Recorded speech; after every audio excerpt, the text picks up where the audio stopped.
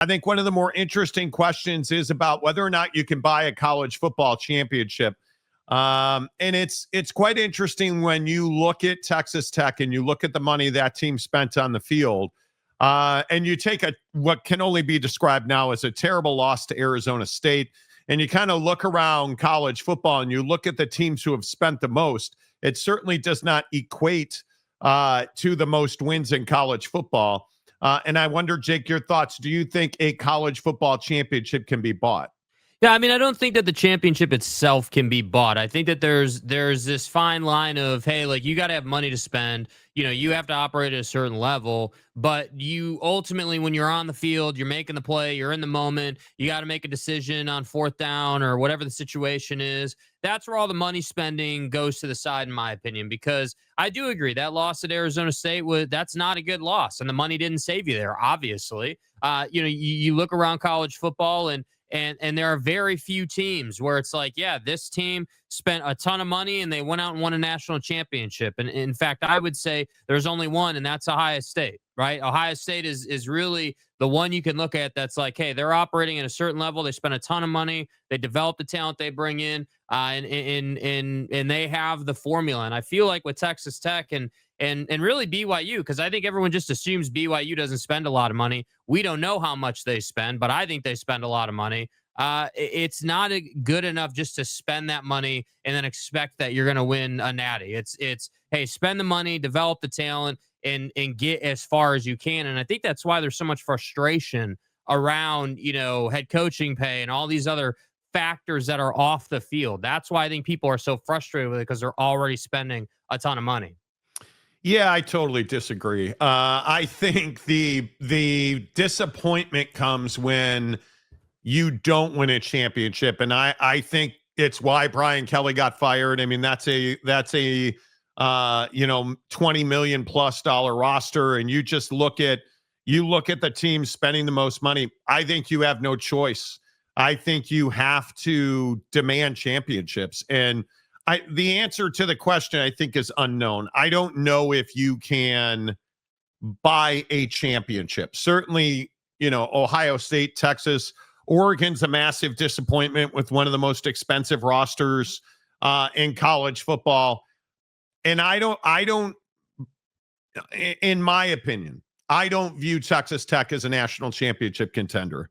And I think when you look at Texas, I don't know how you call them anything but a disappointment on the field this year.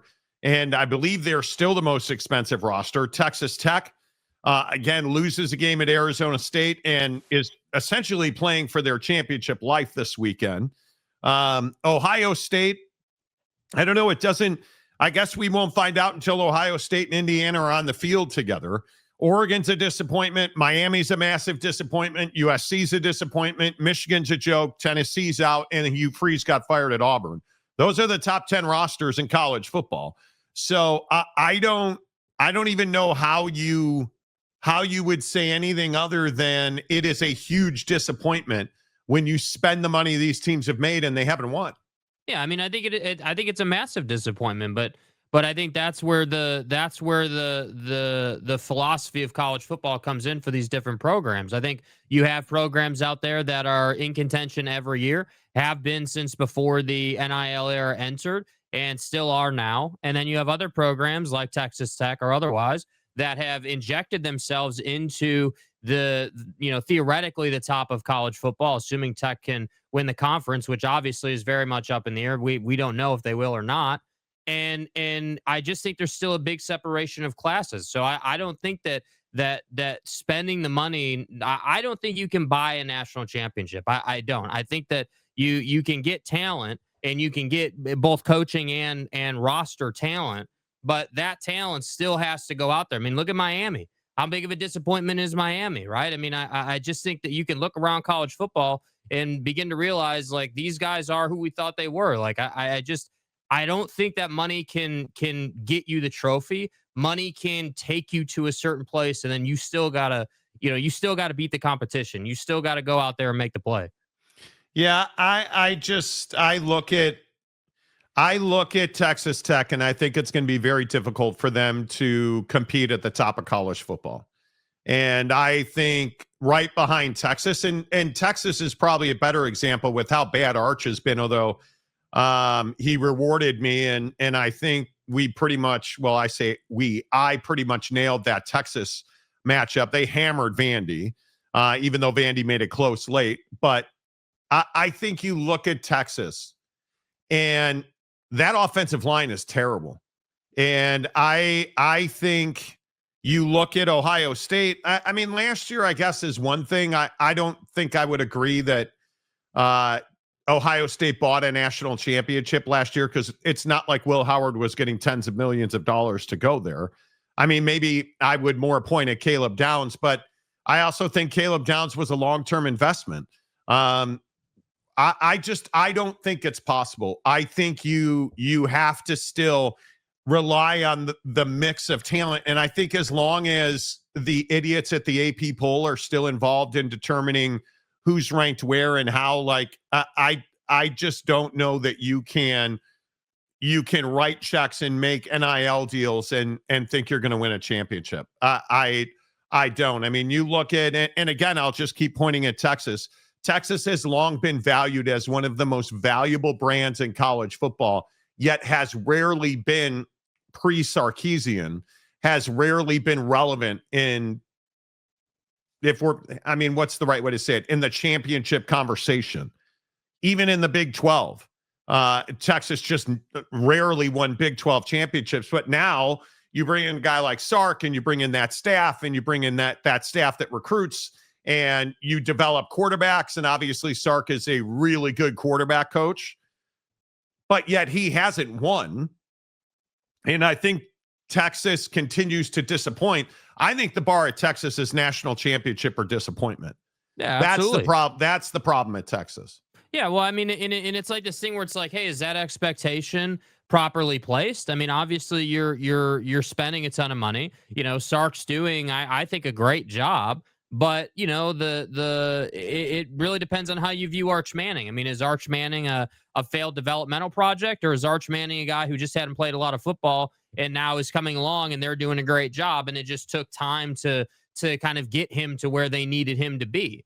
And I think that's what's hard with college football, is that I don't think that Arch is a failed developmental project like a lot of people are saying. I think the guy, you know, clearly is showing growth. I mean, again, yeah, to your credit, like you were just saying, obviously the Vanderbilt performance is much more of what everybody would have expected with Arch. I mean, that's really what we're talking about. You know, running the play is just designed to be run, you know, putting the ball where it needs to be. Like I just feel like there's like Ohio State, Texas, the rest of the SEC teams, and then there's that next cut. And I feel like Texas and up, you know, spends a certain amount of money to compete every single year in the CFP. So yeah, I mean, I would agree that a national championship expectation is definitely where Texas is at. And if you miss the CFP, that's just not acceptable. You know, that's just not good enough.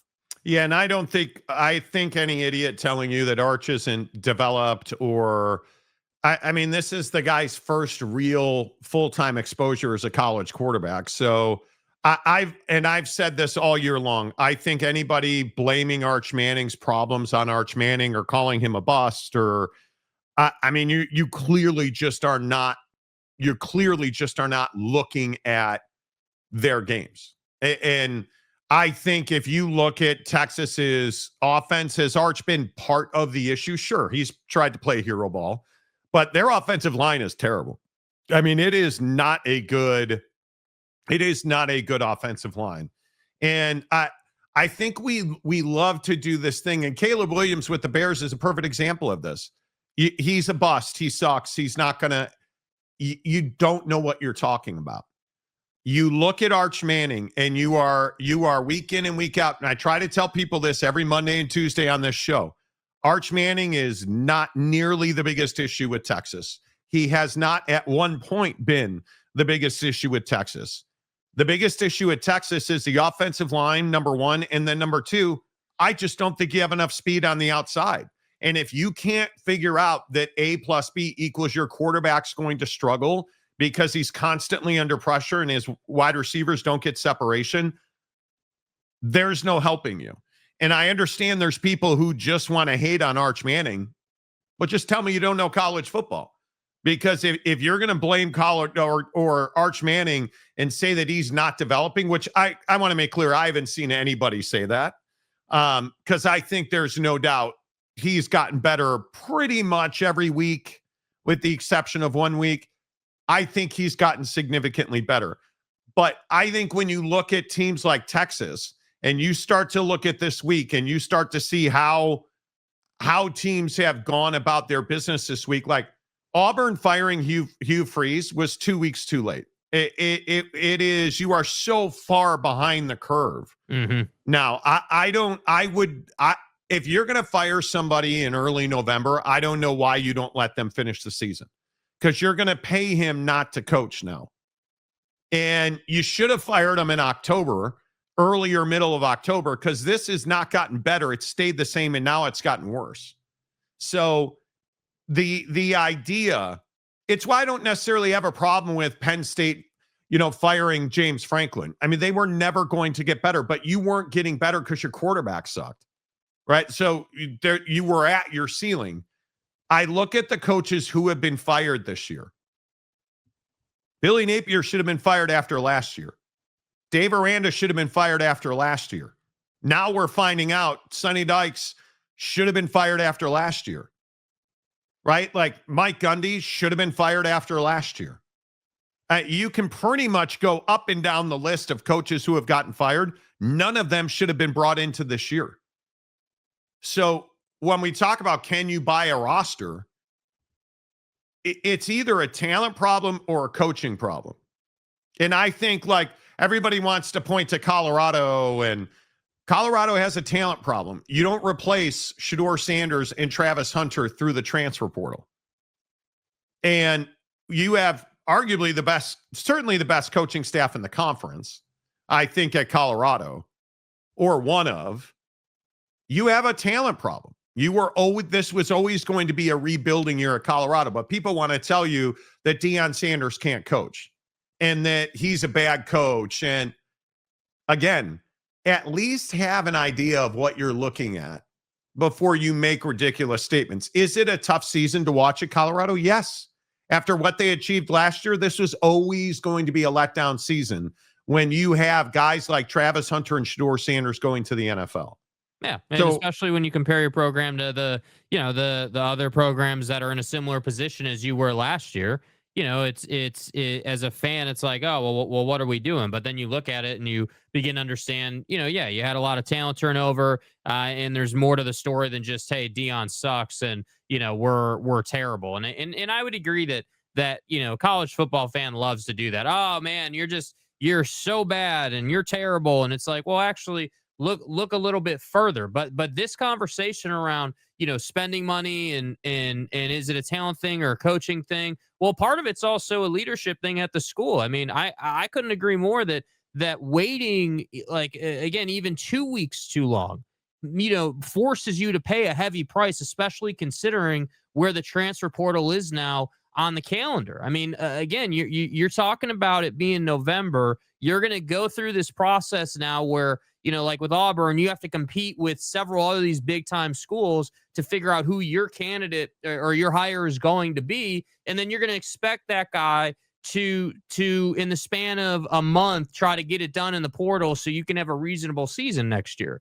I just think that's a lot to ask timeline wise versus, hey, like, let's get rid of this guy early October and add another 30 to 45 days to the opportunity here as we head towards the January window. I mean, that to me is pivotal. And I think leadership in college football just a lot of times doesn't have its hand around the situation. And so they wind up waiting forever and you wind up paying another season.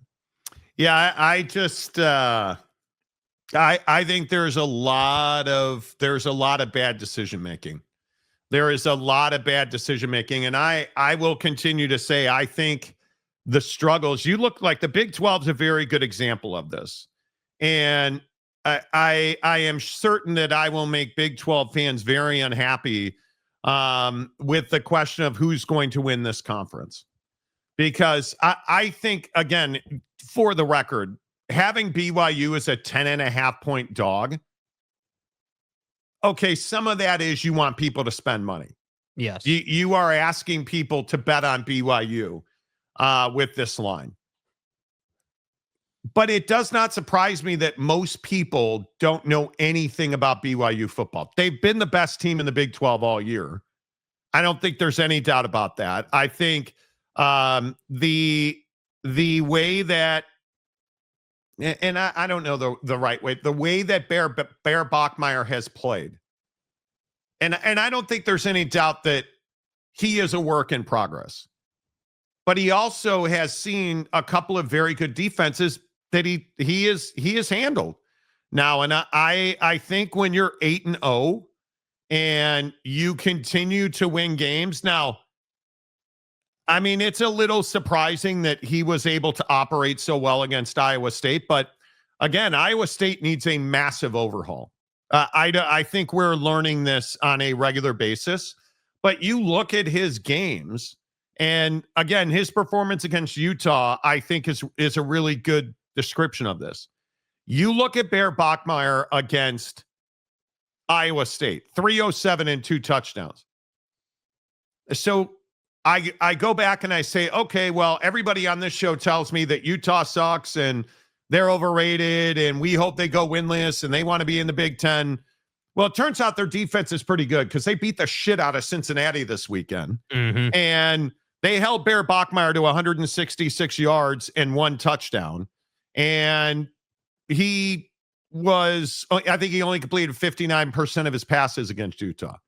So it turns out their defense is pretty good. What is the most representative defense that we've seen that can match Texas Tech in this conference? Well, there's no question it's Utah.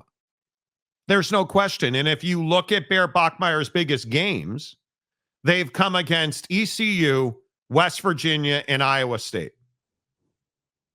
3 not good football teams, although somebody forgot to tell West Virginia this weekend they suck.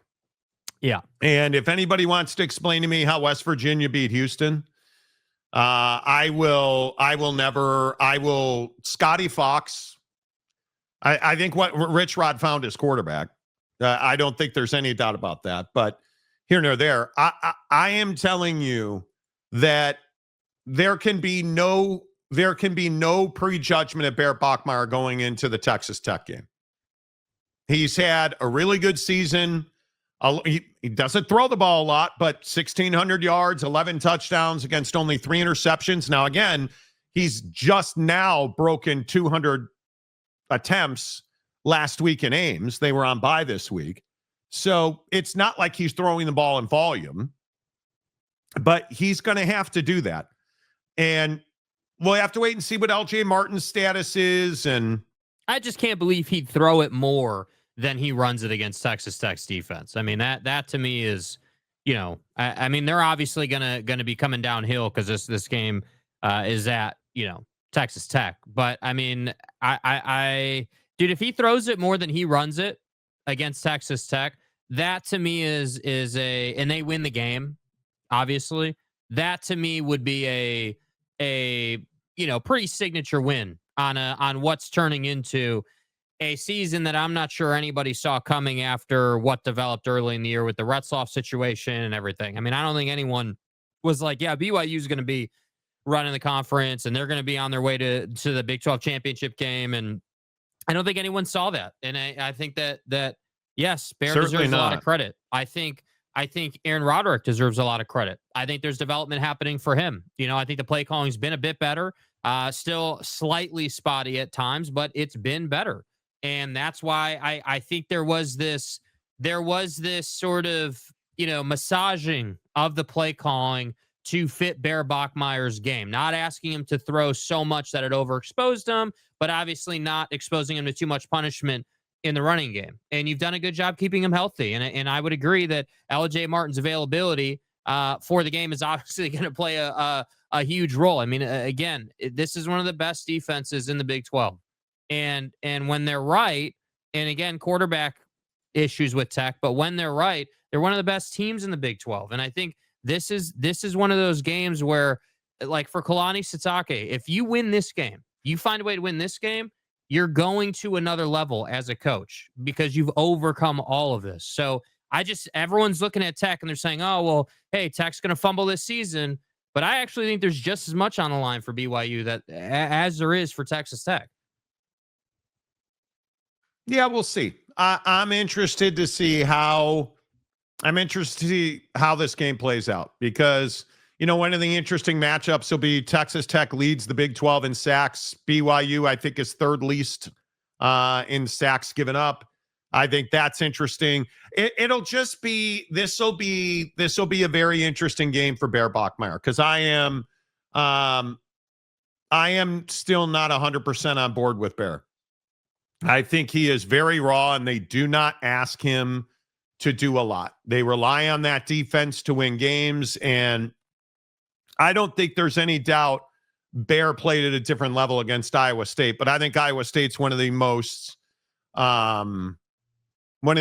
disappointing teams in the Big 12. And again, I want not to be a red ass or to be redundant. Stop talking about your players' money. Because I'll continue to point out the coaches who have sat up on daises and said my 3 players took a pay cut to come back. How has that worked out? It has not worked out at all. Yeah, not good at all. I mean, it's a perfect example of a program that should be better, but isn't because their philosophy or their sales job on the money situation was that, well, hey, we're such a good program culturally that our players took pay cuts to stay. And that's just not the way it's done in college football right now. It's not good enough to be like, yeah, our culture's that good that we don't need to pay guys. Instead, what you should be saying is, hey, dude, it's a real shame that we don't have more because our culture is elite and guys love playing here. And we could be a really special team and a really special program if we could go out and get just a few more pieces, whether that's through the portal or in other avenues. We could be just a little bit better and compete for a Big 12 championship if we had more money. But they're never going to say something like that. But you can't tell me they're like, oh, yeah, this is a good thing. Our messaging is that we're cutting pay for players. That's not modern day college football. It's just not good enough. And I just think it shows the low class of your organization. And I think there's no doubt the administration at Oklahoma State is a great example of this. I think it's why that job is not highly coveted. I think it's one of the least desirable jobs in the country because they're not willing to do what needs to be done to win football games in Stillwater. So I think they're going to struggle to attract a top head coach. And I think that, like, you look at Texas Tech, I mean, you have done everything that you could possibly do to win a championship right now here today. Behren Morton's going to have to play better football. And I'm just going to continue to keep telling you guys this. And I know that Texas Tech fan, one of the guys on TikTok made a video about me on the Texas Tech message boards talking about how much I hate Behren Morton and it's personal and I've made it personal. I've never met Behren Morton. It's not personal. Behren Morton doesn't play good football in big games, especially big games on the road against ranked opponents. I documented that game for game on this show. And now there are no more excuses. Now this game is at home. Now Behren Morton has every reason. He's got top talent at wide receiver. They have shown they can run the football. He's got a pretty decent offensive line, and he's got arguably the best defense in the conference. Now it's on Behren Morton to play better football. There's no more backup being the most popular guy who tore his ACL. It's all on Behren Morton. And when you look at Jay Hill and you look at this BYU defense, which will be on display at 10 a.m. Mountain Time on Saturday morning. Oh, again, Monty, that's the best time slot. Everybody's going to watch. It's not. It's not. And I think it is going to be very interesting to see how Behren Morton plays in this game. And my guess is, and if you look at Behren and you look at his performance historically, and PFF is not kind to Behren Morton because Behren Morton has had now more historically low rated games in the 40s. Because remember what I said at the beginning of the year, he had more by 2 more in the high 80s, but he had this weird number of low games. And now he's got more games rated in the 40s than he does in the 80s. That's not a good thing if you're a quarterback. And I will just continue to tell you, your entire season is on the line now. Your entire season. And my guess is Texas Tech will win this game. And my guess is Baron Morton will play well enough not to lose this game for Texas Tech. And the interception that he threw against K-State, inexplicable. Like I don't understand it. The 2 sacks he took, both were on him. Both were on him. And it just is, it's ridiculous to me that he's going to be the reason that they win or lose, because there are no other arguments to be made. You look at the statistics on this defense. Do you guys understand Texas Tech's defense? In this league, it is Texas Tech and the Utah schools. I don't know that anybody else actually fields a defense in the Big 12. You look at interceptions, by far, BYU is the most dominant pass defense. They've got two returns, like 12 interceptions. They're the best secondary in the conference. Texas Tech is 4th. Utah is 7th. Right? You look at forced fumbles. Texas Tech is number 1 at 16. At 16, they're number 1 by a lot. Right? You look at sacks. Again, Texas Tech and Utah, number 1 and number 2. You look at sacks against. Utah, number 2. They've only given up 7. Cincinnati's only given up 2. I'm not sure how you would. I don't even know how you would. Yeah, I don't even know how you would do that. Only giving up 2 sacks in this conference is redonkulous. But anyway, here nor there. These defenses are unbelievable. And you look at the numbers on some of these guys, and I will just continue to tell you, Jacob Rodriguez is phenomenal. One of the top 5 linebackers in the conference. And he leads that Texas Tech defense. But I think this is going to be a close game. I think it's going to be a 1-score game. Absolutely. And it really should be. This is not a game to me where either side is way better than the other. I do think that this is one of those games where it's, it is simply, who gets the ball last, who makes one more play. Like that's the kind of game it is. I mean, if we've got, if Baron Morton rolls out in this game and turns the ball over twice, 3 times, which I doubt, but if he throws a bad interception or, whatever it might be, makes a mistake, I just at some point it like next season, if Joey doesn't have, a top tier, no doubt about it guy running that offense at that position, I just don't know how seriously we can take Texas Tech as a national championship contender. Because I agree with you, having questions at quarterback for a team, to me, instantly means you're not a national championship contender. Any team that, excluding Notre Dame, I guess, any team that doesn't have a dominant quarterback or a quarterback that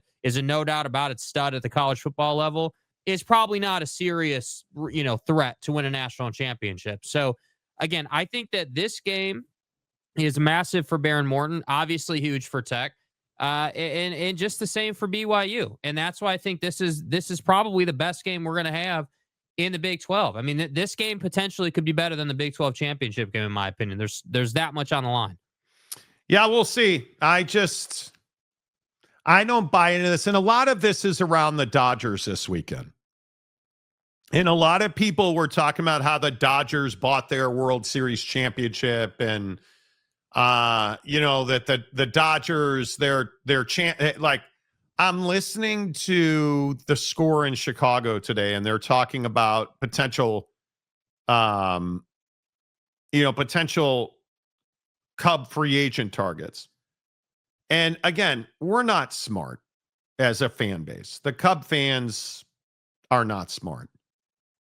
But when you talk about not wanting to build a roster like the Dodgers did, we should be able to find you and punch you in the face, right? Because if the Cubs could build a roster the way the Dodgers did and win a World Series, three World Series, I would be just fine with that.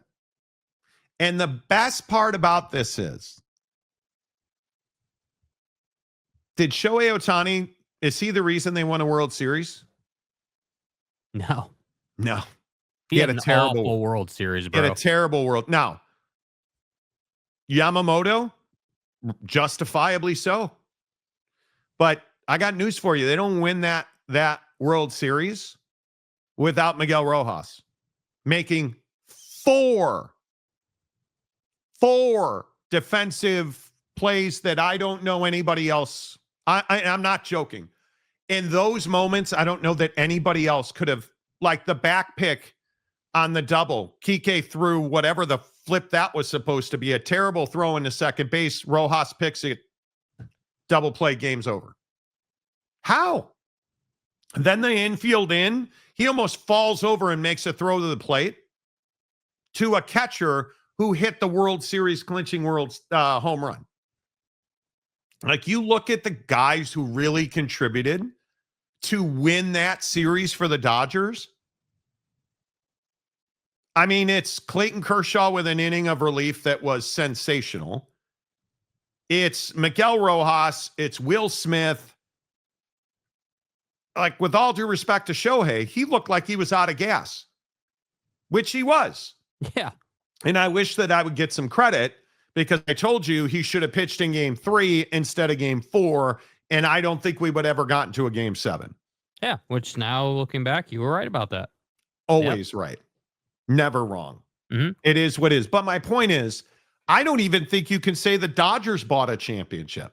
Yeah, because it's not about the fact that they spent a ton of money, right? Everyone always wants to look at the big wig acquisition, the Otanis, the Roki Sasakis, the Yamamotos, right? You want to look at all the Pacific Rim talent that they brought in, to this roster. And the reality is, it's not those guys. And even if it was those guys, whether we're talking about a football field or a baseball diamond, it's all the stuff in between. It takes culture, it takes coaching, it takes a group of dudes coming together and saying, "Hey, we're gonna play and do things in the day-to-day at a really particular level and in a really particular way."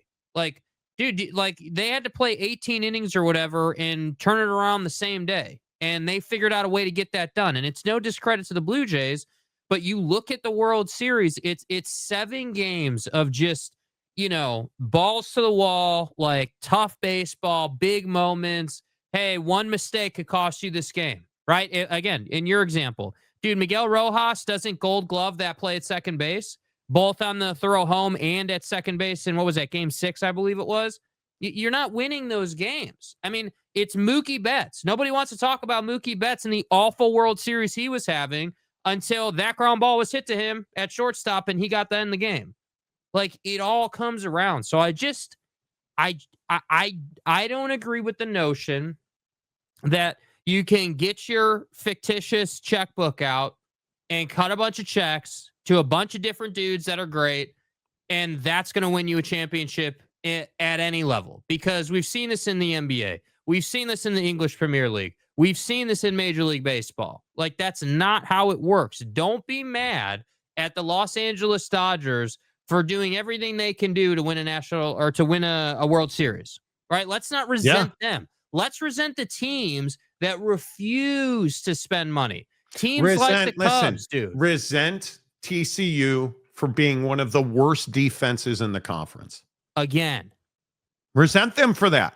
Because it'd be really easy with, again, Texas Tech being one of the best offenses in the country to have a terrible defense, yet they have the best defense in the Big 12. Like, it's just not difficult to understand. You have to have 66 guys on a football team that can play every down. And not many teams have them. Not many teams have them. And yeah, the Yankees are a great example of that. And I'm very like Cody Bellinger is a really good example of this. The Cubs didn't want to pay Cody Bellinger. What did the Cubs miss all season long? His defense and a bat with pop all season long. What do you say about the Mets? Like, well, the Mets spent a lot of money on, and Juan Soto had a great year. But this is the argument and this is college football, the NBA, which is why I'm bringing this up. College football, the NBA, all of that. You can buy stars, but you have to buy depth. Depth wins anywhere you want to point to. Depth wins. Like I look at the Lakers right now. It's not Luka. It's not LeBron. It's Austin Reeves. Right? Like you look at LeBron, Bronny James. Turns out Bronny James is an elite defender who now has learned to run the floor. Did you guys see that alley-oop the other night? Like spectacular. Like I just continue to tell you guys, depth is what you need to have stars. Shohei got him there. He couldn't close. So Will Smith closed and Miguel Rojas closed and Tommy Edman closed, right? Like those are the guys that close. So I just think it is, I think it's the easy button. Like I don't mean to wax poetic here, but it is the easy button that we do. Oh, well, they spent a bunch of money. That's the only reason they won. Dave Roberts isn't a good manager, right? Like, Freddie Freeman, he ain't good. Like Kershaw sucks. Like, it's what we do. We just want to say that all these guys they got lucky, dude. They did this or did that. Like, I'm glad they brought it up in the post game. Bro, we started in Japan before anyone else did. And then we brought that thing all the way home in Canada. I mean, I just don't think people understand how difficult that is, man. It's not easy. And I would also go one step further and say the NHL is really the only sport that doesn't deal with this, because the NHL really only pays like the Connor McDavids of the world stupid money. I mean, in the NHL, like you gotta, because it's such a position dependent sport, you don't typically have one guy that can just go out and win a Stanley Cup. That's not how it works. So I just think that it's great to have money, and in college football, you need to spend a certain amount of money to be in the conversation, which is why the Baylors of the world or whoever you want to look at isn't. But then once you're in the conversation, yeah, you got to have good coaching, you got to have good depth, you got there's more to it than just money. Yeah, we'll see. I don't pretend that spending money is a bad thing. I think it's a very good thing. And I wish that more people understood the depth of things. And the Big 12 might be the best example of this, because you look at the low-level teams, even in the SEC, and you look at the absolute ass kicking that Vandy took this weekend. And everybody was on this show. Everybody on this show was picking Vandy, and Vandy was going to do this, and Vandy was going to do that. And yeah, I didn't trust Arch Manning. I didn't think he'd perform at that level against Vandy. No, I didn't. Not at all. And he deserves a lot of credit. No, I deserve a lot of credit, because Arch, as well as he played, got outplayed by Diego Pavia. Pavia put up 365 and 3 scores. Manning had 328 and 3 scores. And I think it's very interesting that stylistically Texas is a very difficult matchup for mobile quarterbacks. That defense is built to stop guys like Diego Pavia. Mm-hmm. And I think they will struggle with pocket passing quarterbacks. But they didn't struggle this week. All right, Bryce Martin, first half will be a defensive slugfest. The second half will be an offensive slugfest. It's going to be whose quarterback makes the most plays. Well, you don't want that argument, Bryce, because if that's the case, I mean, it's tough to argue that few quarterbacks have made more big plays than Bear Bachmeier. I mean, a lot. It wouldn't surprise me if Tech wins Saturday and those two teams play in Arlington for the Big 12 title. Well, I mean, as a TCU fan, I think you understand disappointment, because now TCU's on your headstone as well. But, I only have one sack, but it has some serious swagger. Okay. There will be soaked tortillas this weekend. Am I the only one tired of hearing Pat McAfee talk about soaking and quaking and like, are we gonna get over the? Are we I don't gonna know. be a professional? I don't know when it happened, but I've really turned heel on Pat McAfee. Like, I tried to watch it today and I can't do it. I cannot do it. I guess it's because he says good things about Utah but he makes more anti-Mormon jokes than anybody else, and it's shocking how much BYU fans love Pat McAfee. Like, he's talking about how you've got multiple wives, and when did that become okay?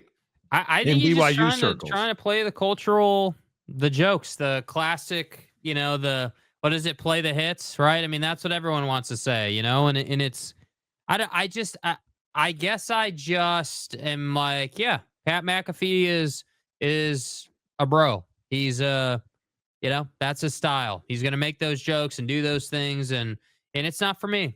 Doesn't make him a bad guy. His style is not for me, and that's fine. Chewy Gonzalez for $2. Hey, A-word, play Back to Back by Drake. Okay. Do you have every right to strut a little bit? You have every right to strut a little bit. Dodger fans, today's your day, man. Absolutely, today is your day. And you should be. TCU James, YouTube TV and ESPN will end up negotiating a deal. Really? Is this from your sideline reporter friend? Is he the one telling you this? I got the YouTube TV. They are a little smarter than Congress. Okay. It's like an act of Congress. Chewy says YouTube TV is the right. Disney is cash. No. I think ESPN has tried to get a deal done with YouTube TV. And what YouTube TV, in my opinion, has a history of doing is waiting till the very last second to try and leverage their distribution partners. Because YouTube TV's ultimate money play there is keeping the rights fees down, what they pay Disney, ESPN, ABC, keep those down because they know that those people bring them more subscribers, which I currently am not. I paused my subscription and am not currently subscribed until they re-up with ABC and ESPN. So, all teams in Utah would love to have the secondary that West Virginia has. One of the worst secondaries, but it is what it is. Let's see who else is in. Joey Harper. Interesting to see what ratings were for ESPN family games without YouTube TV. I think it's going to be very interesting to see what this period does to ESPN ratings. So I'm going to guess they're going to be just fine. Just a guess, though. BYU needs to lose to Tech, TCU, and Cincy. Yeah, I don't think that's happening. TTU Raider Red. Oak State's success stemmed from Gundy. Similarly, the SEC big paying players under. So wait, let me just understand this. So they are, or like, you have no evidence that this is happening or happened. Like, where does that come from? I don't what is the, so all of a sudden I'm guessing you feel empowered because you feel like now you guys are spending money. So you're going to say things like, Oak State's success stemmed from Gundy, he very much was a ceiling, not a basement, right? The SEC and big paying players under the table, now that everyone can do it, he lost his edge. So Mike Gundy was paying players under the table. Okay. Okay, bro. Douglas Riley, what's up? BYU D-line is going to tear Baron Morton up. We'll see. Baron. I love Baron Morton. This year he is not grown this year, and it's quite disappointing. He has not grown and developed this year. So game day will be in Lubbock. Yes, they will. Yes, they will. So them kicking this game off at 11 is an insult. I couldn't agree more. Totally, positively agree. 100%. There's just no doubt about that. Should be a night game without a doubt. Morty's prepubescent mustache versus TikTokers. Well, I shaved it down again. Is the strategy working? Do you think it's working? What strategy? Well, the strategy you had mentioned about how like you have to like kind of shave it down again and then it grows in better, and like it seems like you're going through a process with it. I don't know. Is it working? I have no idea if it's working. I don't know how to grow mustaches because it's stupid and idiotic. Okay. So, Scoop, BYU plus 10.5 is a lock. Okay. Joey says Monty versus TikTokers. Not versus. I just think people realize I don't get into the DMs and the notifications on Twitter. I really don't. Go Cougs. Boyd Lake or K Boyd Lake 83, the SEO king of America. Boyd, good to see you as always. And that's going to be an interesting week. It really is going to be an interesting week. If only Morton was as good as Dookie Stick Dampier. Where do you come up with this stuff, dude? Like, what are we supposed to say to that? But you at least recognize that Devin Dampier's a stud. Did you? I mean, you guys, I know you all hate Utah and you think they don't want to be here. Totally get it. Did you see what Utah did to Cincinnati? The absolute assault, the kick return, the Utah absolutely took Cincinnati apart at the gents. Like just kneecaps, shoulders, elbows. I mean, but Utah sucks. They're not a good team. So yeah, they want to be in the Big Ten. They're awful. Never mind, they ran for 267 yards again. Never mind that Devin Dampier, easily one of his worst games passing. 2 touchdowns a pick, 213 yards. And he had 78 yards on the ground. And again, I would point out to you that they did it without sacking the quarterback. And they defended 9 passes. 9 pass defended in a game is redonkulous. And Carvajal with that touchdown was unbelievable.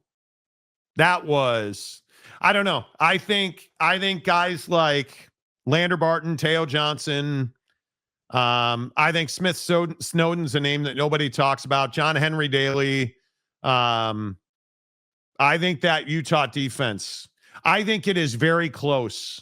You are splitting hair trying to pick Utah, BYU, or Texas Tech as the best defense in this league. I'd probably lean BYU, but I think they're very close.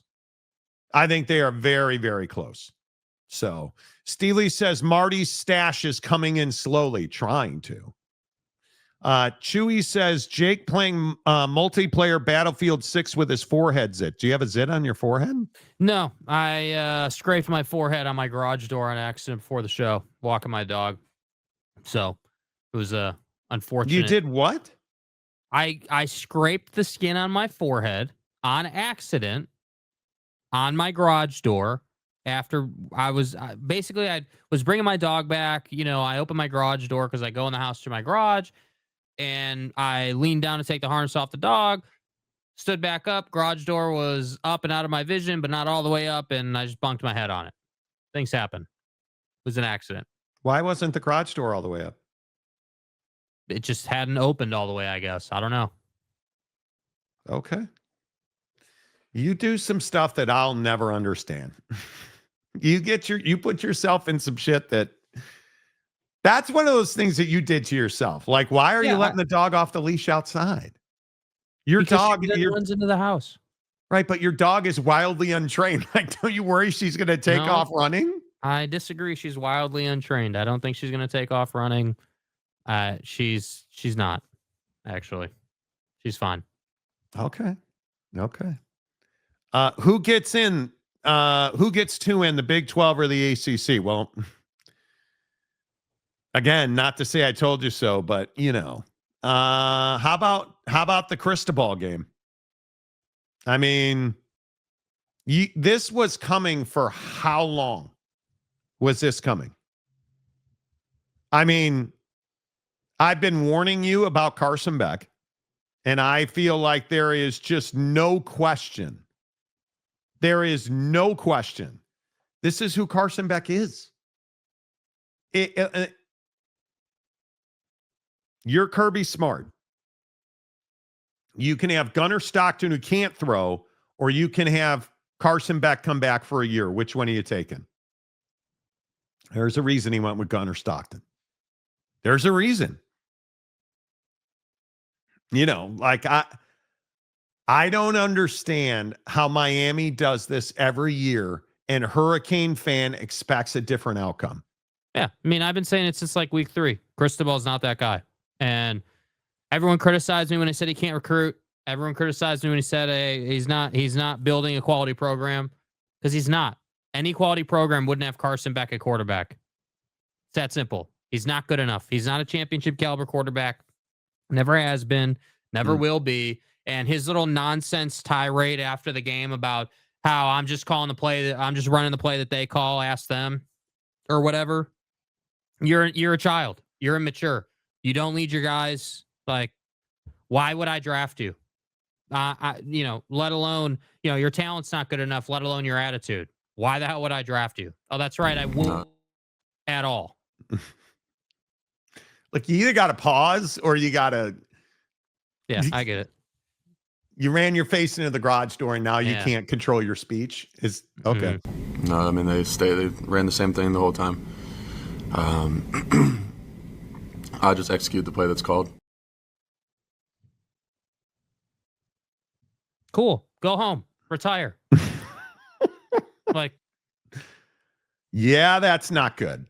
That's not good. And again, I think it's just going to be very interesting to see how this whole thing plays out, because I think they're not going to the college football playoff now. I mean, you have such a long road to win the ACC.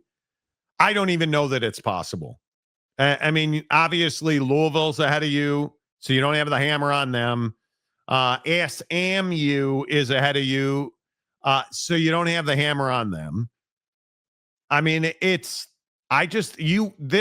Syracuse game is a must win, and now it looks like Fletcher's going to be out for that game. Like, it's Mario Cristobal.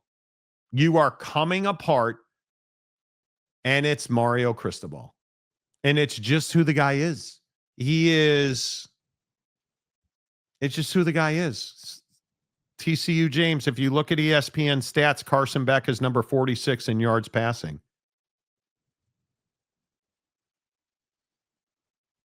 Okay.